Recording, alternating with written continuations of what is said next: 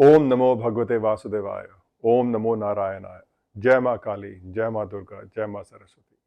Welcome to the Vedida podcast, where we bring experts and have discussions on all things Sanatan, global policy, global strategy, economics, and leadership.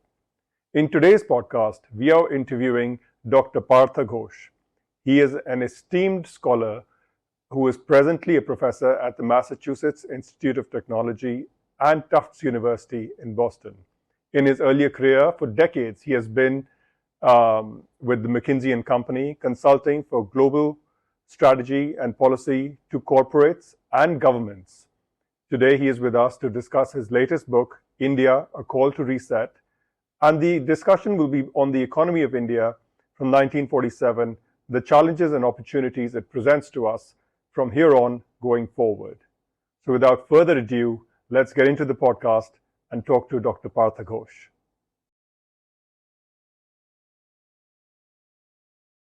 Welcome, Dr. Partha Ghosh, to the Vedida podcast, where we speak about economics, ethics, and Sanatan. We're here to speak about your latest book, released in 2022, India Towards 100, Call for Reset. And it just so happens, very poignant, that today is the 15th of August, and it's our Independence Day in the year 2025. We've completed 78 years. We're on to our 79th. We barely have another 22 to go to reach 100. That's right. And on this occasion, we're here to speak about your book as well as India's economic development. So, Dr. Ghosh, could you please tell us what was the clarion call for you to write this book? Absolutely. First, thank you very much for inviting me. I think, I had the unique privilege over, I would say, almost 30 years of interacting with leaders of governments of multiple nations across the world. That led me to start thinking about how should a country like India, which is quite complex, given its diversity of languages, culture, its long history, which has also meant a lot of struggles over time, that how should India position, and then that, I would say, given that background, I got a lot of opportunities to speak at various leadership forums in this country, like the Confederation of Indian Industry, ASSOCHAM, FICCI, Bombay Chamber of Commerce, Calcutta in Bengal Chamber of Commerce, Madras Management Association, over time. And as these lectures came together over a period of almost 3 decades, I realized that maybe if I bring them together, there is one or two key messages emerging.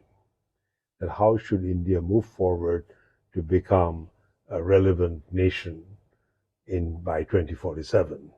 And that led me to bring all my speeches, my interviews, the lectures together to create this book, which we're calling India Towards 100. And the message there is that maybe some fundamental principles have to be reimagined, reset, so that we could accelerate growth towards the future. Excellent, excellent. So before we get into what kind of fundamental principles really need to come into effect, I would like you to help walk us through 1947 to today so that our viewers can get an understanding of the economic state of India at 1947, what happened in every decade coming through. As we well know, India was known as Sone ki Chidiya. In the 1750s, we accounted for 25% of the global domestic product. By the time the colonial rule was ending, we were down to less than 1%. There's been a huge economic drain. And then there's the brain drain, where all the intellectuals and the engineers of India and the doctors and the scientists started leaving the country. So can we come back to 1947 when the world was sleeping and India awoke at midnight, and walk through the economic development to date?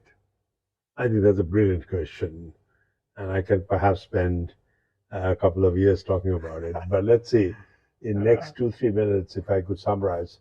I think when India became independent, the way I look at it, on one side, after almost 1200 years, Right. people of the country took charge of their own region. Yes.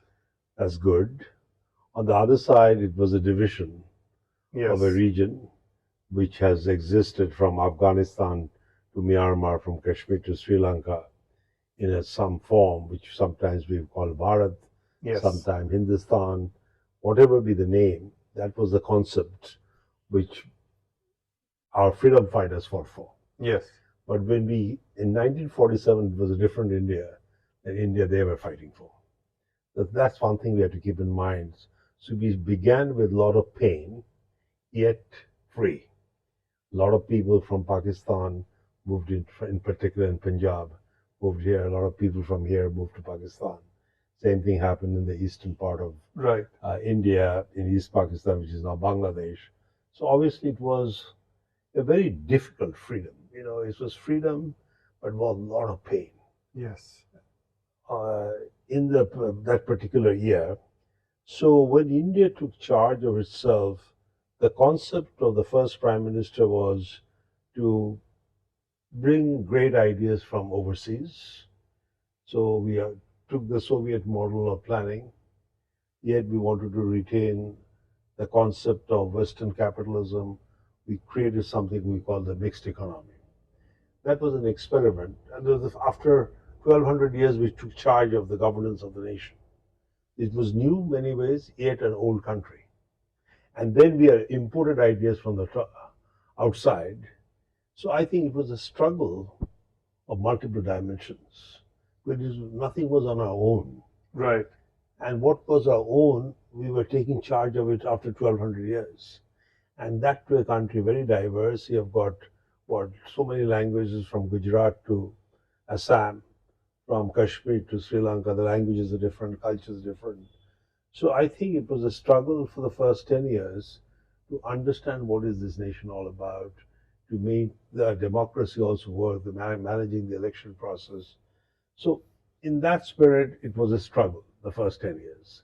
I would say the next came the spirit of nationalism. So many of the banks were nationalized. And then we felt that in name of self-reliance, that we would not allow imports to come in. There were huge import duties. And at the same time, we wanted to regulate how industry should develop. So there was the license Raj. So I think India got caught up, India's market economy got caught up with a lot of rules and regulation. That really did not help us. In the meantime, we created the IITs, but the basic education at the village level, the basic social infrastructure, whether we talk about water, sanitation, electricity, healthcare, got a bit neglected. So we created a society where there were few elites and few rich people and a lot of people very poor. And I think that realization was always there, but we kind of struggled to deal with it, and we have not yet dealt with it even now. But then came the liberalization phase, where the thinking was maybe we have to start reducing our duties, maybe we should interact with the globe. So that is the early 90s. The early 90s. And the idea was that if we interact with the globe, we'll be able to create a competitive economic system in our country. But unfortunately, that didn't happen. When we reduced the duty, imports started coming in. We started going to the malls, which only see imported brands. And the Indian businessmen basically took a very short-term approach that if I import and sell it here, I can make quick money. As opposed to the Japanese approach was, could I build an economic system which will be competing with the world, where we will be selling our products globally, in China, in Japan, in the United States, in Europe. That did not happen. In fact, it happened the opposite way, that we started importing more. In the process, the trade balance went negative. Even more negative. Now, any family which is buying more than it sells, obviously your balance sheet gets affected. Right. At some point, you have to declare bankruptcy. Right. So I'm very afraid that India's basic economic model is not financially very, I would use the word robust. Robust, right.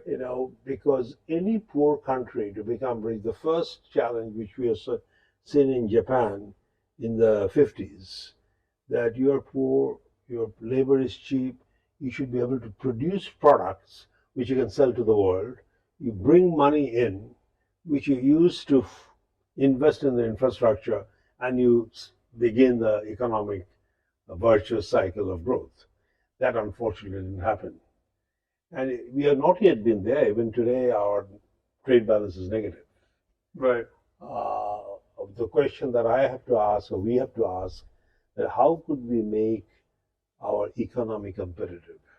How could we make sure the output per capita, whether it's a farmer in the field or whether it's a factory worker in a factory, is more productive than his counterpart in China? If China is producing 2 times, 3 times more grains than a farmer in India, or a factory worker is producing cars or bicycles or whatever, even those glasses, faster than Indian worker, so obviously China will win. And that's why you see Chinese products in this country, not Indian products in China. And I think we have to change the system, everyone in the system, whether people working in the camera to people who are working in the Prime Minister's office, they have to think of how to use their time productively. And I'm afraid last 78 years, we have not been able to alert people of the importance of using time effectively.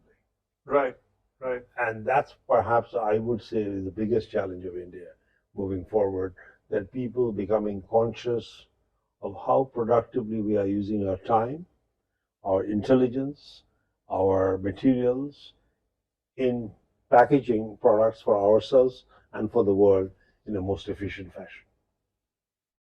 Right. So when you speak of this, there's 1 or 2 things coming into my mind, which is what is the unique competitive advantage that India has? And you've spoken about this in your book when you refer to our Vedas and you refer to a Dharmic economic practice. And so could you, tell our audience on how India can gain a competitive advantage over the rest of the world and start to come into its own and export for its product all over the world with that mindset? So yeah, I think that's a very good question, Iqbal. When you look at any country, there are 2 ways to think of a competitive advantage. One is to understand what's going in the world, what kind of shifts are taking place in the world, and how could I, as a country, take advantage of those shifts. And in the process, ask the question, what are the specific assets in my country which I would use to take advantage of those shifts? Now, fortunately, the global shifts are very clear that the industrial models that developed in the last 200 years, they're no longer sustainable.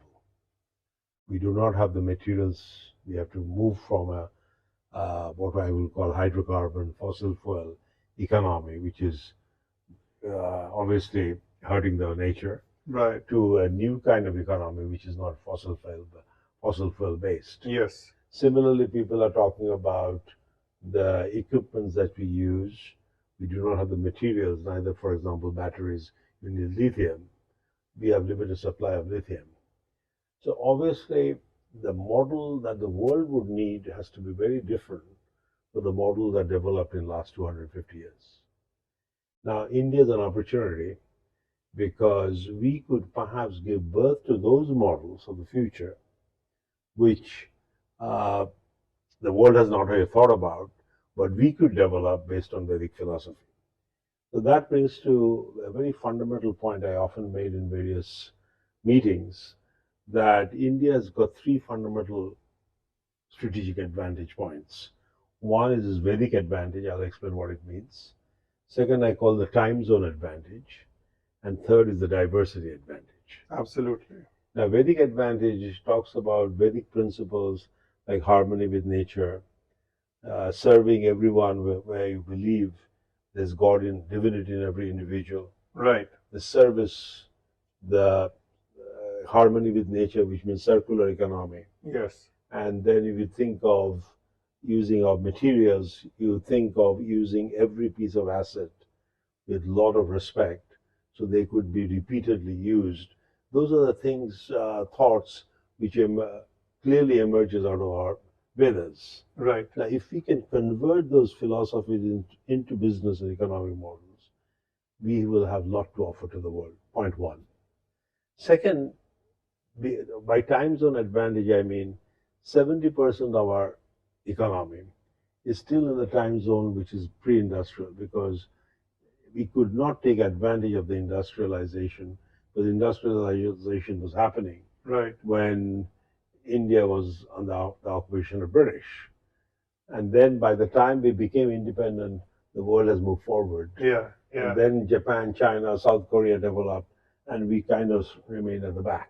Right. So, it is an advantage now that the world is trying to reject the industrial model, but in our country, 60–70% of the country is not dependent on that model. So we could introduce a new model for that 70% of the population.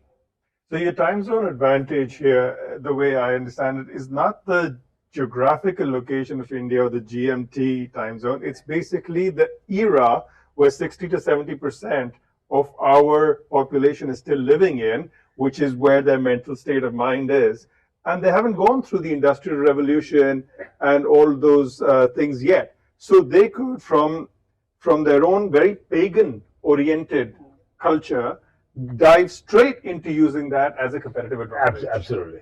Because you've got a white piece of paper. Yes. You do not have to change habits because their habits have not been affected by Industrial Revolution. Yes. Yes. So it's much difficult to change habits in America because people are used to the refrigerators and the cars and all the gas guzzlers, if you will, or energy guzzlers. Right. But we could create a new economic model which is absolutely fresh. Yes. So Yes. our ability to draw a fresh picture Yeah. is significantly higher Yeah. than many other countries, Yeah. or most of the countries. Yeah. And the third is the diversity advantage. And the diversity, absolutely. You know, if we look at a white piece of cloth, which all the fibers are white, versus fabric, which has got 15 different colors. True. And if you know how to weave it together, Absolutely. it is significantly attractive. But weaving together needs a strategic mindset. That how do I weave a Manipuri culture or Arunachal culture, with Gujarat culture, with Kashmir culture, with Kanyakumari culture into a fabric which is very attractive to the world. And we have to do that. We can do it, I know, but it would need deep thinking.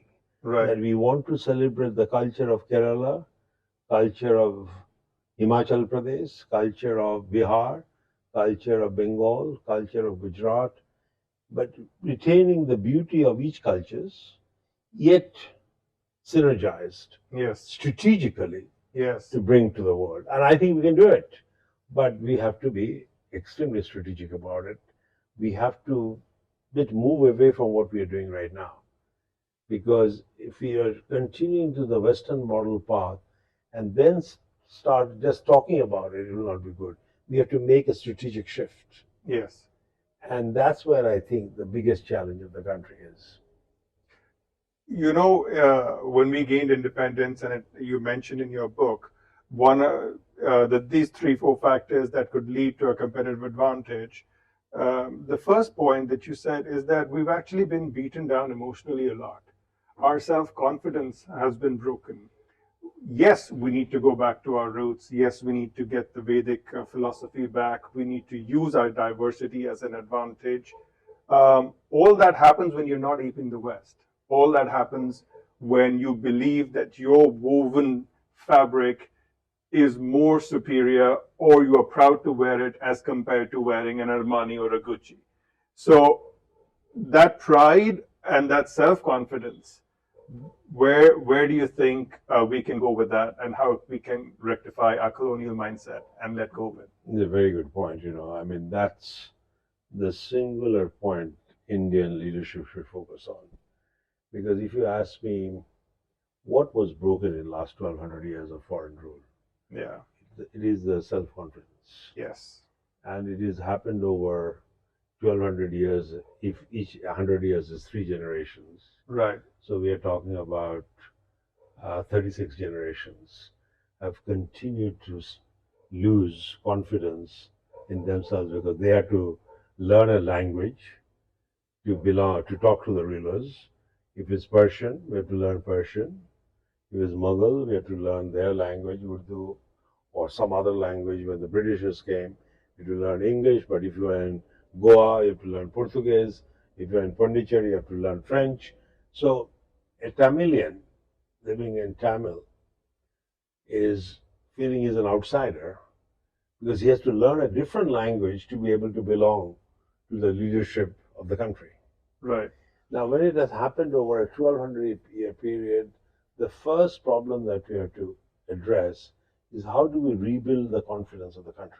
Absolutely. And I think, unfortunately, we did not work on that. It is a very tough problem. It is a psychological issue. It is deeply embedded in our hearts. And we have to have that some surgical approach of how to bring out the confidence in each and every individual in every corner of the country. Now, I believe that for a country to move forward, it has to have humanware, software, hardware. Now, unfortunately, often we think of, well, we do not have any money, but when we have money, we start investing in the hardware. And then we think of the systems, which is software, but the humanware has often remained neglected. Right. And by humanware, I do not mean that sending a person to IIT to learn engineering. I mean humanware, the etiquettes, how I stand, how I bow down, humility, how do I learn, how do I engage with each other, how do we appreciate each other. And that is where I think we have to do a lot of work to cultivate the self-confidence. Because if you look at the people that we celebrate, let me take some examples from Calcutta, where I spent a lot of time. Satyajit Ray. Right. Satyajit Ray was appreciated all over the world. Absolutely. But when Satyajit Ray came up with his first movie called Opur Shangshar, which is a Bengali movie, the Calcutta movie houses were empty. Typical people were saying, why is he showing poor village life in Bengal? What is he projecting? But as soon as he got recognition in Paris, and then recognition in London, then Satyajit Ray became hero, and then he got the Oscar. Now, which tells me that we do not have our own set of criteria, our own courage to be able to appreciate each other. Right. We always, if someone from outside appreciates Iqbal, then we say Iqbal is a great person. Yeah. I should have the courage, if I see something great in you, to say, Iqbal, you're a great person. Not because Tom, Dick, and Harry in England or United States or Germany thinks Iqbal is a great person. But if you look at all the people that we appreciate, Swami Vivekananda, Yes. Mahatma Gandhi, Satyajit Ray, Rabindranath Tagore, they were all appreciated because they got some kind of recognition overseas. Yes. So it's the external validation that is giving us that boost, but we need to develop our own self-confidence to be able to move forward. Absolutely. And I think that alone would be a make or break. That I think so. I really believe that self-confidence and our ability to appreciate each other, our ability to respect each other, our ability to see value in each individual, in the process become the cheerleader. So I cheer you up, you cheer me up. Whether someone overseas is cheering you or not is not important. Then the world will cheer all of us together. Right, right. You've advised a lot of governments and done a lot of work on policy. So I would love to hear a story about something that you've done that came into fruition and you saw the results. I think the best case that I put two cases in mind. One is when we served the Prime Minister of Malaysia, Right. Mahathir. Another one is when I served the Prime Minister of Turkey, and later on who became the President of Turkey. Now, when I'm talking about the Malaysian Prime Minister, my colleague, his name is Professor Ken, Dr. Ken Omai. He was a senior of mine in McKinsey and Company in Tokyo, and he was serving directly with Mahathir. I was working that time in Malaysia also, but for an oil company called Petronas, which was part of the ministry. We separated it out as a company, and that was my role as a McKinsey partner with the team. But parallel, we were also helping Mahathir to develop strategy. Now, that's where I first learned that, countries need strategies, like corporates need strategies. Right. And Kenichi Omai came up with a term called country strategy, which I immediately could connect with because when I then started looking at Japan, Japan in the 60s had strategy. That is, which are the industries we want to be number one in the world. As a result, what kind of infrastructure support the government must offer, what kind of policy support the government must offer. So, in those targeted industries, the Japanese companies can win the world. And that happened. In the 50s, the target was steel, shipbuilding. In the 60s, it was automotive. 70s, it was electronics. And hundreds of brand names from Japan appeared. Now, we took the same model and it applied to Malaysia. Right. And came out of that work, which Dr. Omai did, but I was kind of supporting him a little bit, is to bring out a simple term, look east policy. Because Malaysia, as you know, was part of the British Empire once upon a time. So their thinking was, we have to do what England is doing. Right. But we said, no, look at Japan, look at South Korea, and try to develop that model of development, which is focus on the competitiveness of few chosen industries where you could become number one in the world. So that was one and success story, I would say, because Malaysia listened to our recommendations and they started focusing on few industries, like how to take palm oil, move palm oil downstream. Right. Then we also focused on oil and gas, go downstream. Then we looked at how to get into semiconductors, but not high-end semiconductors, but memory. Right. So if you look at the DRAM production, it's all in Malaysia today. Very interesting. And so it was choosing niches where the country could focus on, and in the process bring value proposition to the world. Right. That was one case. Yeah. Let me share the Turkey case. Turkey was very interesting. That is the time when I started my own firm, Partha Ghosh and Associates. About what year was that? That was in 1990. Okay. 1990, as soon as I so happened, I established the firm in Tokyo. I used to know a friend of mine, it was very interesting, who was in Istanbul. So I got in touch with him. I told his name is Jem Boyner. Jem, I've started my own firm. And he used to love me. He said, Partha, that's great. Why don't you buy a one-way ticket, come over to Istanbul? That's Jem's style of talking. Yeah. So I worked, and he became, that time, the chairman of an organization called TUSIAD, which is similar to Confederation of Indian Industry, but Turkish equivalent. Okay, so it's a quasi-government. No, it is private, it's industrial, all the companies come, like chambers of commerce. Okay. Yeah, all the industries come together, like chambers of commerce, like CEI. Right. So he became the chairman. He said, Partha, I've become the chairman. Can you give me an idea of what I should do as a chairman? I said, you should do something different. Then he asked me, what is that different would be? Can you develop in Turkey a model similar to Japan? He said, Partha, write a proposal. I said, well, I'm going to go to Tokyo, then I'll send you one. No, just handwrite it. I wrote it by hand. He called the Prime Minister. Look at how things happen. He called Prime Minister in Ankara. Right. And he said, well, this is what I'm discussing with so and so from Tokyo. He wants to introduce in Turkey the Japanese model of economic development. Prime Minister said, let's go ahead, send me the proposal. So literally, he forced me to handwrite the proposal, which he sent by fax. Right. To the Prime Minister. We had an immediately meeting next day, and they said, let's do the work. And I worked for 2 years. And the thinking that time in Turkey was that Turkey should become part of the European Union. Right. But my thinking was that why do you want to be part of the European Union? Because you would be perhaps the youngest and the poorest member of your European Union, become a competitive economy for the world. That's what more important. And I also showed them an example. Look at Switzerland is not part of the European Union.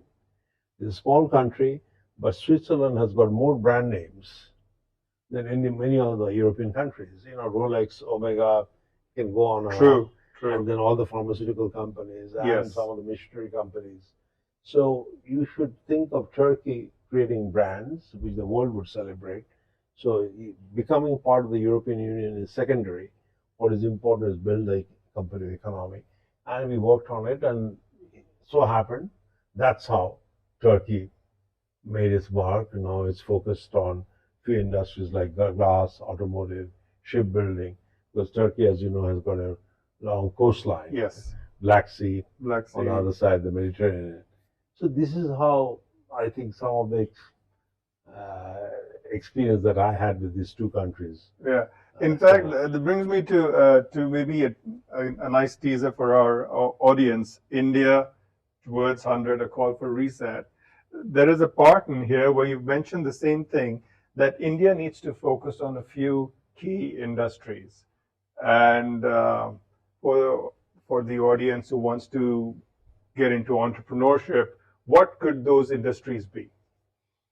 Now, when I first talked about it, it was 1986, I think, that building a competitive economy in India. And that time, my recommendation versus what I will recommend today perhaps will be different, because the world has changed, India has developed, India has changed, and India's competitors have also changed. In 86, when I first talked about it, China was just emerging. China was not so visible. Korea, South Korea, Japan in the east, Thailand, Singapore, Indonesia, and in Europe, some of the Eastern European countries are developing. So in that context, I did some calculations and analysis, and I came up with 8 industries which India should focus on. The first one was agro-based, high value-added agriculture, like Ayurvedic medicine, medicinal medicine, fragrances based out of flowers, perfumes. But go to Darjeeling, go to Himachal Pradesh, every place has got very interesting agricultural products.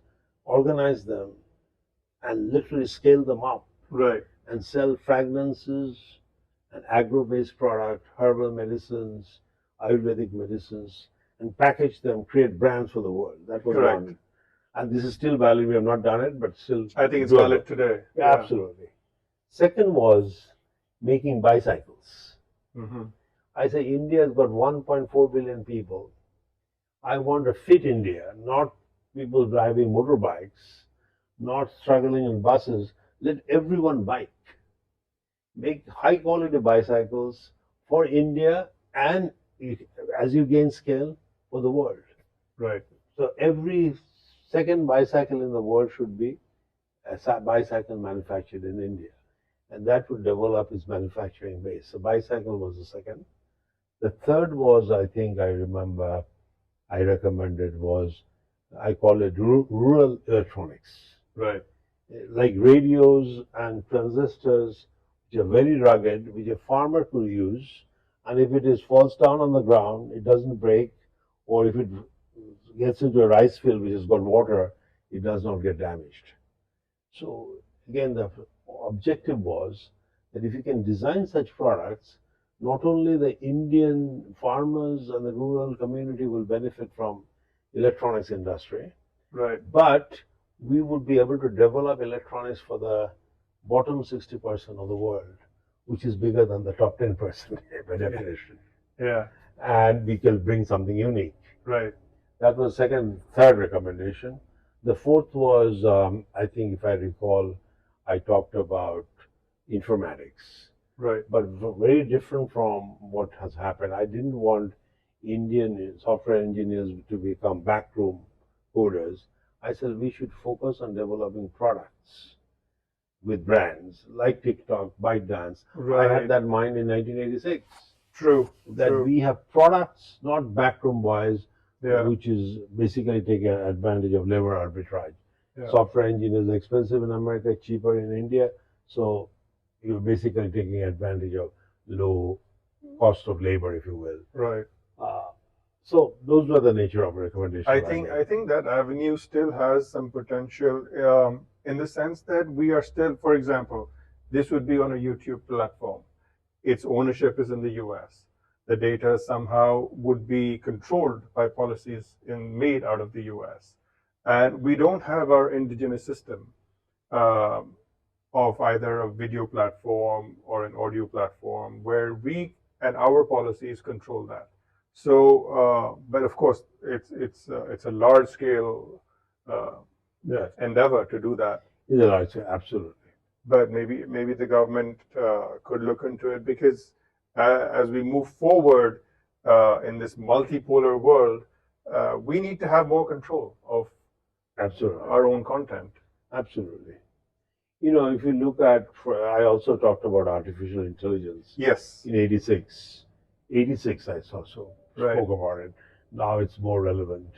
Because I looked at it as artificial intelligence as a way to accelerate the speed of it, development of our people at the base of the pyramid by bringing customized, intelligent educational services which a poor young boy or a girl living in a village could access, taking advantage of that time internet was not there, but I could see internet coming. You know, internet, I actually just was coming in, in the late 80s. So I could see that as it could come, would India take advantage of it to educate the people at the base of the pyramid, learn about AI. So by year 2000, we would have been the AI leader, because we are using AI for our own use to educate people at the base of the pyramid. Now, unfortunately, India. What role do you think that India has in AI today? Now, if we talk about industries in AI, and you also mentioned something very interesting called a cellular structure. Cellularism. The cellularism. So let's speak about those topics which are current and which would help build the future for us. Yeah. Let me start with cellularism first. And explain that for the audience. Absolutely. Well, it is clear that socialism, with the fall of the Soviet Union, right, kind of lost its credibility. Somehow many people would believe it did not work. Right.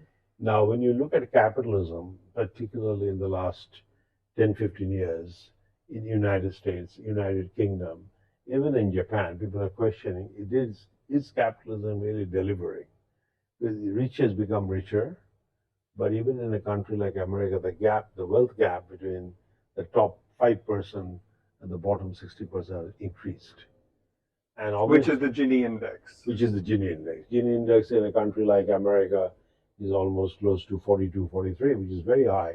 Mind you, a country like Norway, Finland, Sweden is about 19, 20. Germany is about 23. Japan is about 27 or so. And Japan considers very high. And India is, of course, in the 30s. Right. Now, so I think there's a need for a new ism. I really believe the days of capitalism or socialism is over. And these were two ends of the spectrum. Either you believed that government should drive the resource allocation, which is socialism, or the market should drive resource allocation, which is capitalism. But when market drives capitalism in a knowledge-intensive society and capital-intensive society, capital who the owners of capital becomes richer much faster than people who don't own the capital. Right. As Karl Marx used to say, the more materials the labor produces, more commoditized labor gets. Right. It becomes disposable.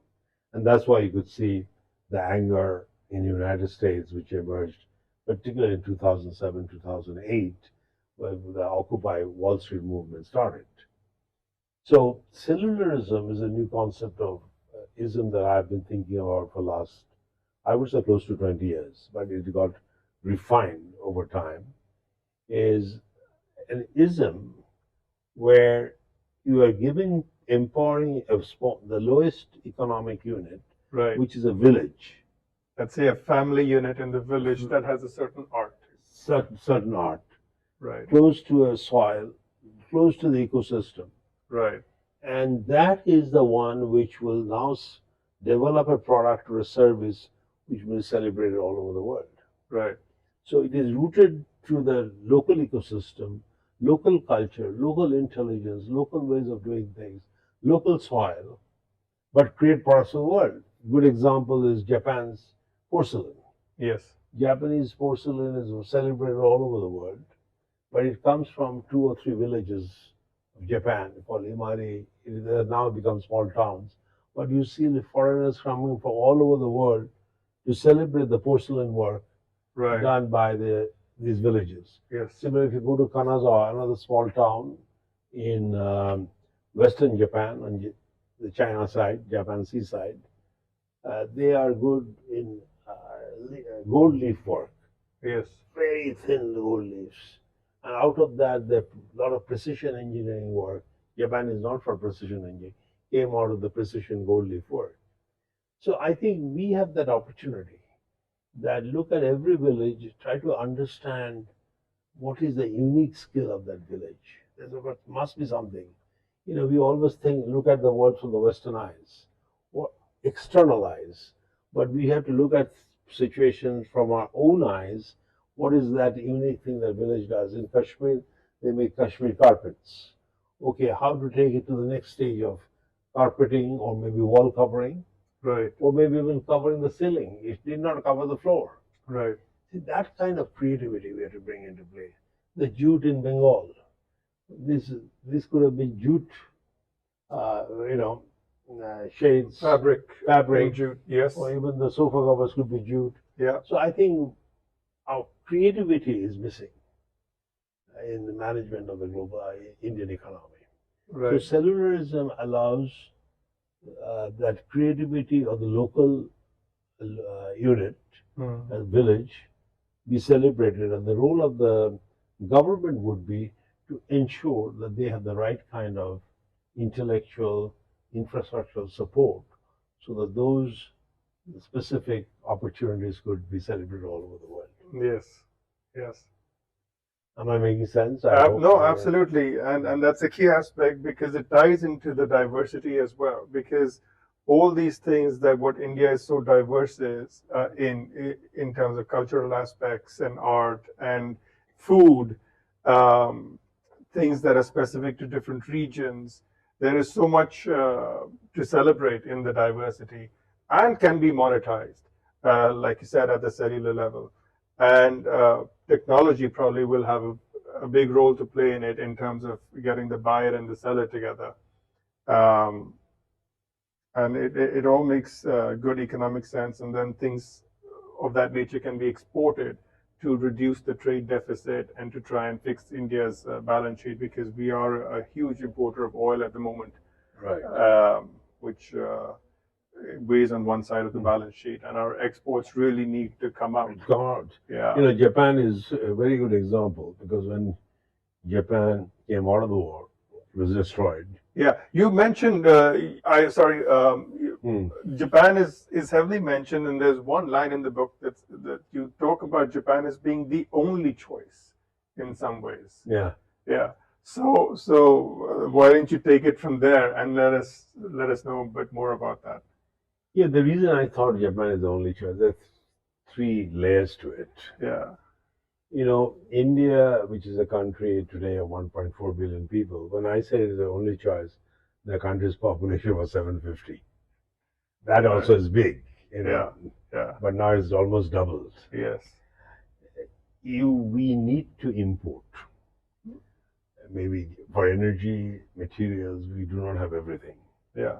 But to be able to import, we should be able to export. Yeah. It's like my family saying, I need to buy, but if I have to buy, I should be able to pay for it. Correct. I need to sell. Yes. So Japan understood that very well. Japan, as you know, there's not very little raw materials.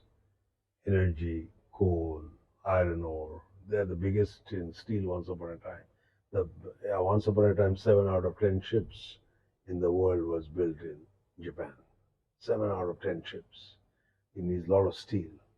So Japan imported the raw materials, but they made sure they converted the raw material into products, not only for their consumptions within, which is 110 million people, 120 million people at the peak, but serve 3 billion people outside of Japan.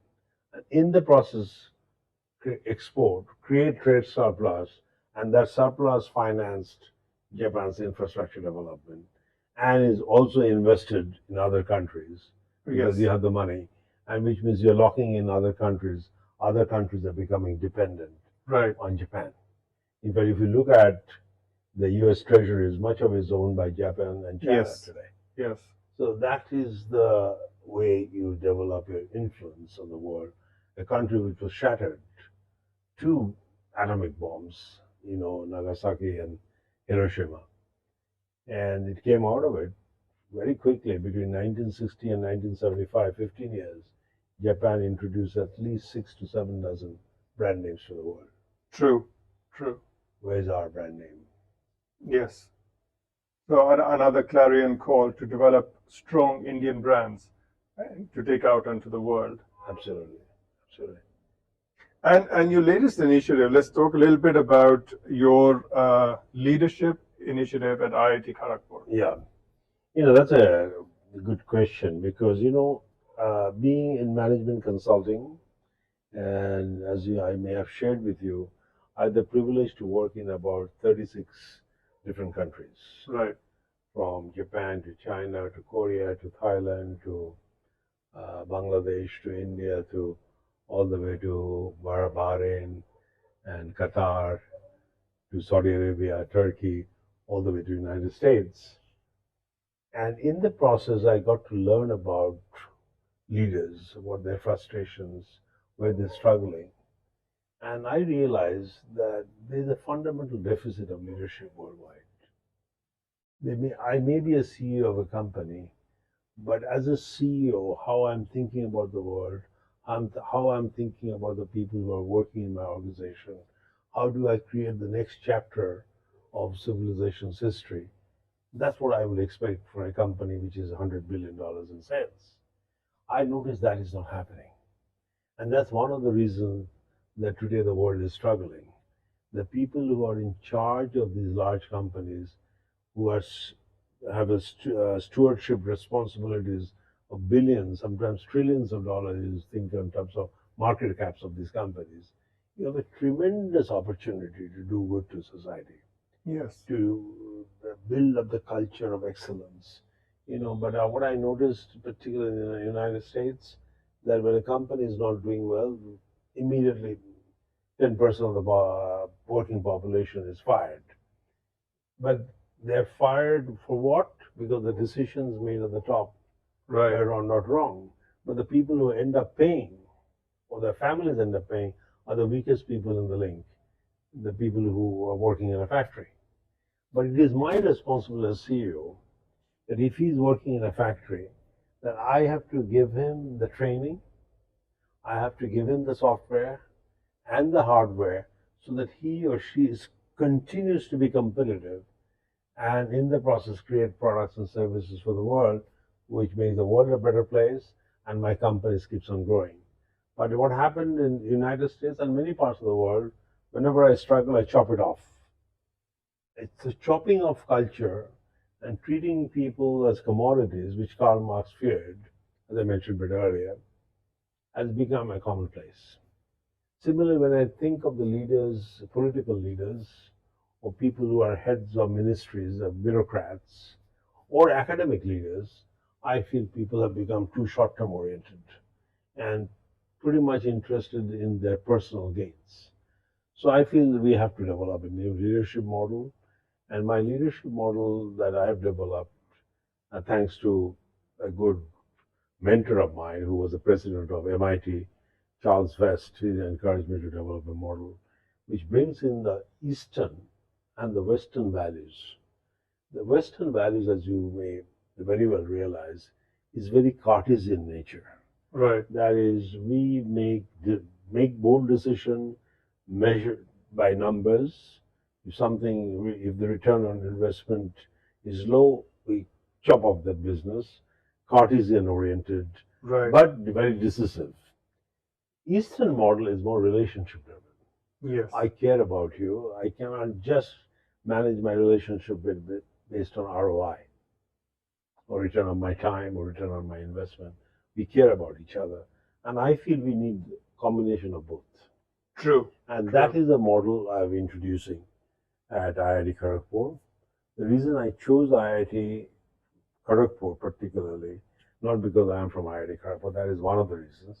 But as you may know, IIT Kharagpur was established at a place called Hijli, which was a jail where freedom fighters were executed by the British who were fighting for the freedom of India.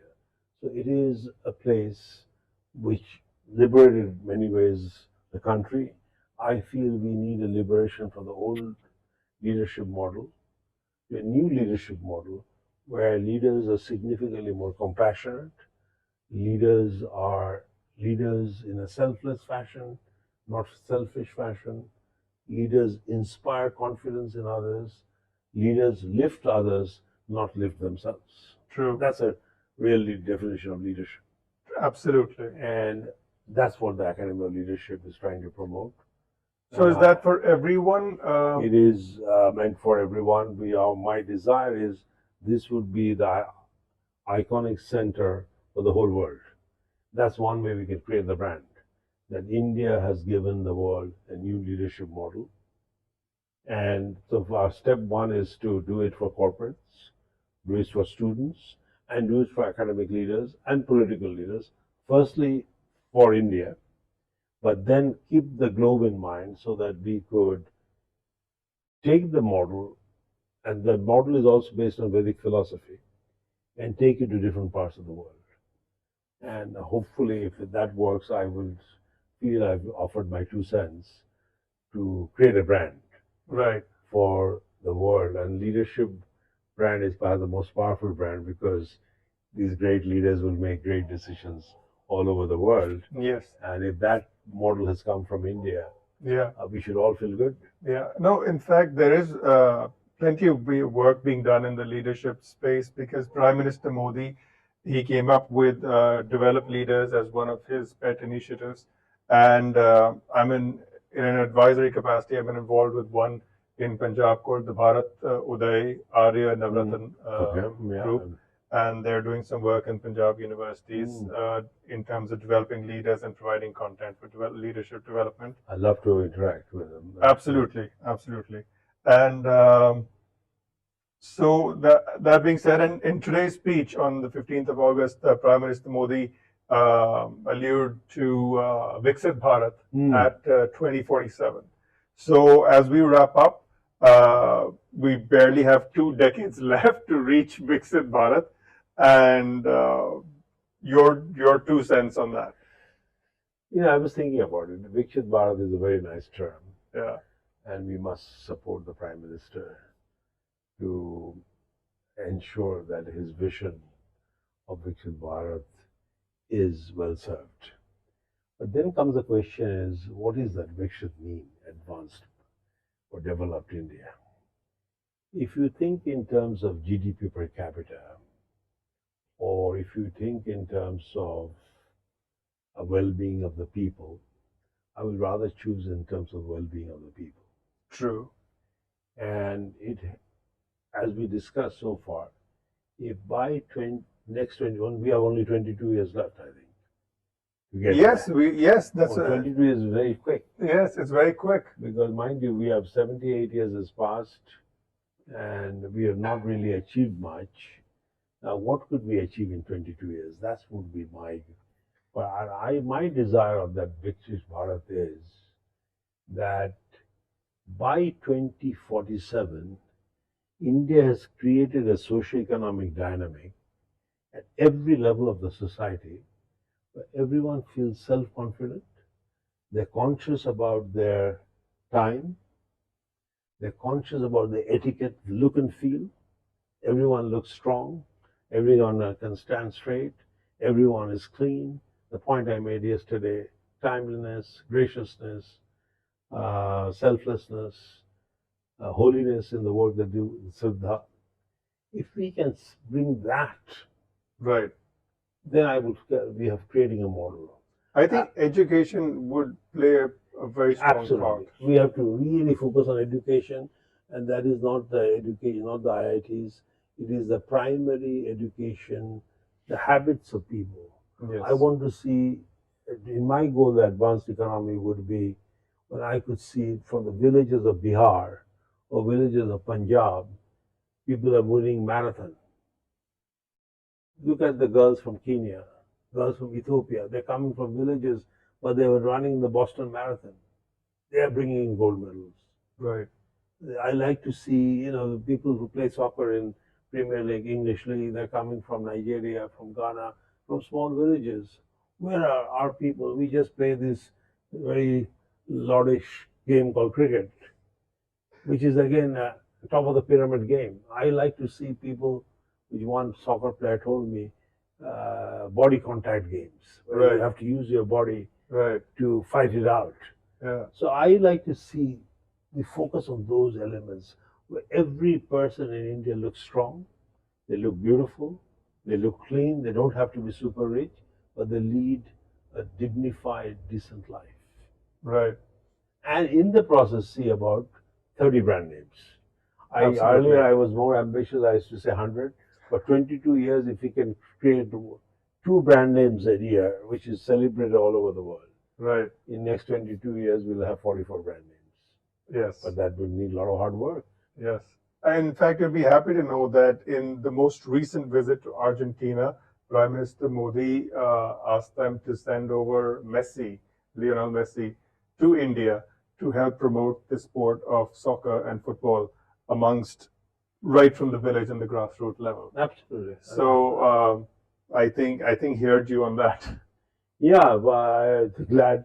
But I want to make one point. The soccer in India was quite advanced. Yes. In 1950, I think a team from India went to play in the Wembley Stadium in England. Again, an English team, and India won. The part of the team was from Calcutta. Right. The captain was Shailen Manna. And they didn't use boots. They played barefoot. They were invited, it was a very touching story, to the Buckingham Palace after they won the game. And I think the Queen Elizabeth's younger sister, Queen Anne, well, not Queen Anne, but at that time, Princess Anne, she asked Shailen Manna, representing a poor country must be very hard. You guys cannot afford boots.